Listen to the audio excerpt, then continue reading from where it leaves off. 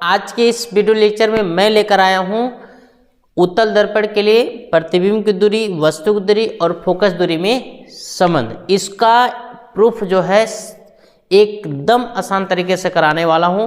Video के last तक बने रहिए क्योंकि यह प्रूफ ये वीडियो देखने के बाद कहीं से भी आपको दिक्कत होने वाला नहीं है। आप कभी भी प्रूफ कर प्रतिबिंब की दूरी, वस्तु की दूरी और फोकस दूरी में संबंध। देखिए ये वाला है 1/f बराबर 1/v प्लस 1/u।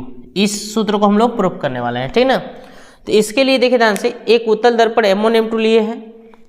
दर्पण के सामने एक वस्तु AB रखी हुई है और वस्तु AB के B सिरे से मुख्य अक्ष के समांतर किरण निकलता है और परावर्तन जब होता है तो फोकस F से आते हुए प्रतीत होता है। ऐसा नहीं लगता है कि ये किरण जाके ऐसे मुड़ गया, लग रहा है कि ये किरण कहाँ से आ रहा है, किससे आ रहा है, F से आ रहा है, आती हुई प्रतीत होता है।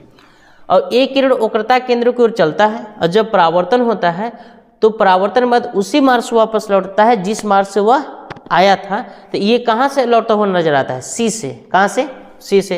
ये दोनों किरणें जो है, परावर्तित किरणें जो है जहाँ से जाती हुई प्रतीत हो रही हैं, जहाँ से निकलती हुई प्रतीत हो रही हैं, एक दूसरे को B डैश पर काट रही हैं और वस्तु का AB का जो प्रतिबिंब है A डैश B डैश बन रहा है, ध्रुव और फोकस के बीच बन रहा है, ठीक ना। फिर इसके बाद जो है चित्रानुसार ध्रुव से वस्तु की दूरी को यहाँ AP लिखेंगे, AP बराबर -u। -u क्यों होगा, क्योंकि दर्पण के बाईं ओर की सारी दूरियां माइनस में होती हैं और दाईं ओर की दूरियां में क्या होती है, प्लस में होती है, ठीक ना। तो यहाँ से ध्रुव से देखिए, ध्रुव से प्रतिबिंब की दूरी को A' लेंगे और A' बराबर कितना होगा, V होगा, क्योंकि ये दर्पण के किस ओर है, दाहिने साइड है, इसमें राइट साइड है। PF ध्रुव से फोकस दूरी को F लेंगे और PC मतलब ध्रुव से वक्रता केंद्र की दूरी है, ठीक ना, इसको PC लिखेंगे और PC बराबर क्या होता है, R, और R बराबर कितना होता है, 2F। क्यों, क्योंकि एक संबंध आप पढ़े होंगे, चूंकि F बराबर जो होता है R/2। तो यहाँ से 2 भाग करें, यहाँ गुणा करेगा तो R बराबर कितना निकल जाएगा, 2F निकल जाएगा। आप समरूप जानते होंगे, समरूप। समरूप क्या होता है, जिनका रूप समान हो, ऐसे ज्यामितीय आकृतियां जिनका आकार कुछ भी हो लेकिन रूप क्या हो, समान हो, उन्हें हम लोग क्या कहते हैं, समरूप कहते हैं। जैसे ये देखिए, ये वृत्त है, ये वृत्त है, तो दोनों समरूप है, दोनों का रूप बराबर है, छोटा बड़ा से में मतलब नहीं है। त्रिभुज के लिए ये एक त्रिभुज है ABC और एक त्रिभुज है PQR, ठीक ना। तो अगर ये त्रिभुज का तीनों कोण, ये त्रिभुज के तीनों संगत मतलब साथी ऐसे, तो ये त्रिभुज का तीनों कोण ये त्रिभुज के तीनों संगत कोण के बराबर हो जाएगा, तो दोनों त्रिभुज क्या हो जाएंगे, समरूप हो जाएंगे। जैसे मान लीजिए B का साथी Q है, ये बराबर हो जाए, A का साथी P है, ये बराबर हो जाए, C के साथी R है, ये बराबर हो जाए, ठीक ना। तो ये दोनों त्रिभुज क्या हो गए, समरूप हो गए। और समरूप त्रिभुजों के संगत भुजाएं क्या होती हैं, समान अनुपात में होते हैं। यही चीज हमें सीखना है। लेकिन अगर जैसे मान लीजिए सपोज के लिए किसी त्रिभुज के 2 कोण भी बराबर हो जाए ना, तो तीसरा कोण ऑलरेडी बराबर हो जाता है। जैसे सपोज के लिए मान लीजिए, सपोज के लिए 60 है और ये मान लीजिए 80 है, तो ये मान लीजिए 60 है, ये भी 80 होगा, बराबर है, तो ये कोण भी बराबर होंगे, क्योंकि त्रिभुज के तीनों कोणों का फल कितना होता है, 180। तो 80 और 60 कितना हो जाएगा, 140, तो ये कितना हो जाएगा, 40। 80 और 60 140, ये कितना हो जाएगा, 40। एक त्रिभुज का 2 कोण दूसरे त्रिभुज के 2 संगत कोण के बराबर हो जाते हैं, तो इसको हम लोग कहते हैं AA समरूपता नियम। क्या कहते हैं, AA समरूपता नियम। और AA समरूपता नियम के अनुसार जब ये त्रिभुज समरूप हो जाता है तो इनके संगत भुजाएं समान अनुपात में आ जाते हैं। जैसे AB/PQ बराबर होगा BC/QR बराबर होगा AC/PR। हमको जो जरूरत होगा लेंगे और जो जरूरत होगा नहीं लेंगे, ठीक, लेकिन होता है। उसी तरह से देखिए यहाँ पे आपको हम समरूपता के नियम लगाने वाले हैं। जैसे इसमें देखिए 2 त्रिभुज दिख रहा हो, BAC बड़ा वाला लिखेंगे, चूंकि त्रिभुज BAC समरूप होगा, देखिए BAC समरूप होगा B'(A')C के, B'(A')C के। कौन, AA समरूपता नियम से, AA समरूपता नियम से। अब AA समरूपता नियम कैसे लगा, देखिए A कोण कितना है 90, ए कोण कितना है 90। देखो ए बी ए सी, यहाँ देखिए ये सी आया, बी ए सी, तो सी तो दोनों में कॉमन है, तो सी सी के बराबर हो गया, और ये कोण के बराबर, तो इसमें कौन नियम लगेगा, ए समरूपता नियम लगने वाला है। ठीक, ए सी होगी उतना ही ए डैश से संगत भुजाएं समानुपात में होती है। बी ए का साथी कौन है, बी डैश ए डैश, मतलब इसका बी ए और इसका बी डैश ए डैश, यहाँ खुद लिखे हैं, तो हो जाएगा ए बी बटा A dash B dash. A B लिखो चाहे बी ए, दोनों बराबर हैं, क्यों, बी ए का मतलब होता है बी से ए तक की दूरी, और ए बी का मतलब होता है ए से बी तक की दूरी, तो दोनों तो बराबर होंगे ना।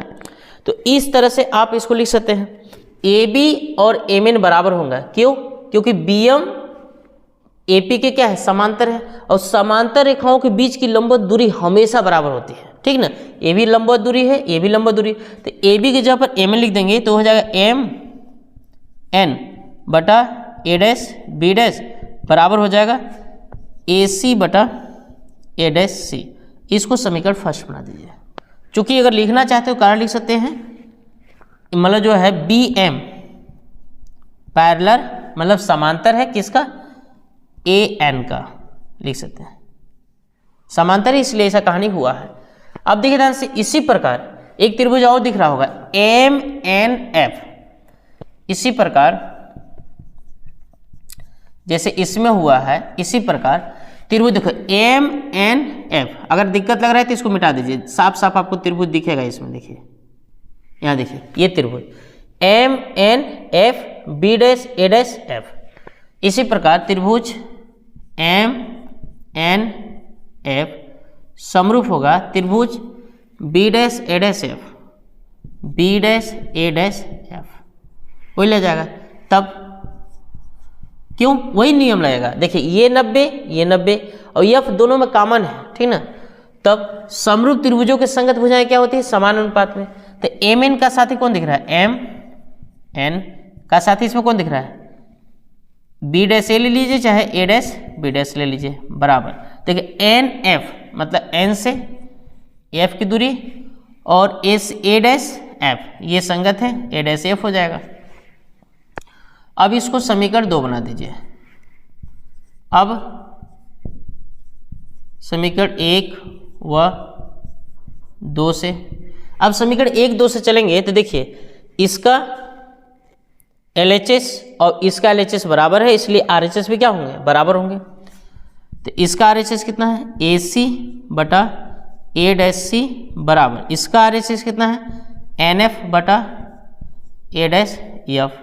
अब देखिए ध्यान से, इसमें हमें जो है एन से एफ की दूरी दिया है, और दर्पण में जो भी दूरी नापा जाता है ध्रुव से नापा जाता है। कहाँ से नापा जाता है, ध्रुव से नापा जाता है।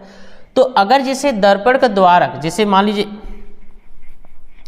दर्पण का द्वारक, जैसे ये आपका दर्पण है, द्वारक क्या होता है, परावर्तक तल का जो व्यास होता है ना, गोलीय दर्पण के परावर्तक तल व्यास को हम लोग दर्पण का, गोलीय दर्पण का द्वारक कहते हैं, यानी कि उत्तल दर्पण का द्वारक कहते हैं। अगर द्वारक छोटा होता है, जैसे मान लीजिए यहाँ पे P है, द्वारक छोटा होता तो यम जो है उतना दूर नजर नहीं आता, थोड़ा नजदीके नजर आता, ठीक ना। तो देखिए नजदीके नजर आता था, जैसे मान लीजिए M होता, तो जैसे लंब डालते तो एकदम जो लंब डाले हैं ना वो ध्रुव के एकदम नजदीक होगा, एकदम समीप होगा, ठीक ना। तो अब यहाँ पे मान लीजिए F है, तो जितना P से F की दूरी होगी उतना ही लगभग, पूरा नहीं होगी क्योंकि कुछ ना कुछ अलग जरूर आएगा, जितना ध्रुव से F की दूरी होगी उतना ही N से F की दूरी है, और दोनों दूरी आपस में क्या होंगे, बराबर होंगे। कब, दर्पण का द्वारक छोटा होगा तब। इस बात को लिख लेते हैं, यदि दर्पण का द्वारक छोटा हो तब बिंदु M ध्रुव P के अति समीप स्थित होगा, अति समीप स्थित होगा। तब अति समीप होगा तो जितना P से F की दूरी होगी उतना N से F की दूरी, तब NF लगभग बराबर, PF। ठीक, ये लगभग बराबर निशान है। अब समीकरण कैसे चल दिए, इसको समीकरण बना दिए 3। अब समीकरण 3 से, अब समीकरण अगर 3 से हम चले तो 3 से चलेंगे तो AC बटा A डैश C, NF की जगह पर कितना लिख सकते हैं PF, और यहाँ हो जाएगा A डैश F। अब इनको तोड़िए, जिसका इसका मान पता है उसको रहने दीजिए, बकिया तोड़िए। देखिए AC का मतलब A से लेकर C तक, तो इसको लिख सकते हैं इतना, मतलब AP प्लस PC। इसको लिख सकते हैं AP plus PC। A dash C, देखिए A डैश C का मतलब ये दूरी है, ये किरण गया है ना इस तरह से, तो A डैश C का मतलब ये दूरी है, तो टोटल में से इसको क्या कर देंगे, घटा देंगे। A डैश C का मतलब ये दूरी है, तो टोटल यानी कि PC में से घटा देंगे A डैश P को, और PF ठीक है। A डैश F का मतलब ये दूरी, तो ये दूरी, तो टोटल मतलब PF में से A डैश P को घटा दीजिए, तो PF minus A dash P घटा दिए। अब इसमें मान रखिए AP का मान कितना है -U प्लस PC कितना है 2F, PC का 2F minus A dash P का मान कितना है V रख देंगे, PF F A dash P V। अब इसका क्रॉस मल्टीप्लाई, इसका मल्टीप्लाई यहाँ, इसका मल्टीप्लाई यहाँ, तो इसका मल्टीप्लाई करेंगे तो -UF, इसका मल्टीप्लाई करेंगे तो U इंटू V हो जाएगा, इसका मल्टीप्लाई हो गया। फिर इसका मल्टीप्लाई इसमें करेंगे तो 2F स्क्वायर हो जाएगा, फिर इसका मल्टीप्लाई करेंगे तो -2FV हो जाएगा बराबर। अब इसका मल्टीप्लाई इसमें करेंगे तो 2F स्क्वायर माइनस VF हो जाएगा, ये वाला इससे क्या हो जाएगा, कट जाएगा। V को छोड़ दीजिए, बके सबको उधर ले जाइए, U और V अपने स्थान पर, सब उधर चल जाएंगे। तो पहले से मेरे पास VF था और ये उधर जाके प्लस में हो जाएगा 2FV, और ये देखिए ध्यान से, ये माइनस में था तो वो भी क्या हो जाएगा, प्लस में उधर जाके हो जाएगा।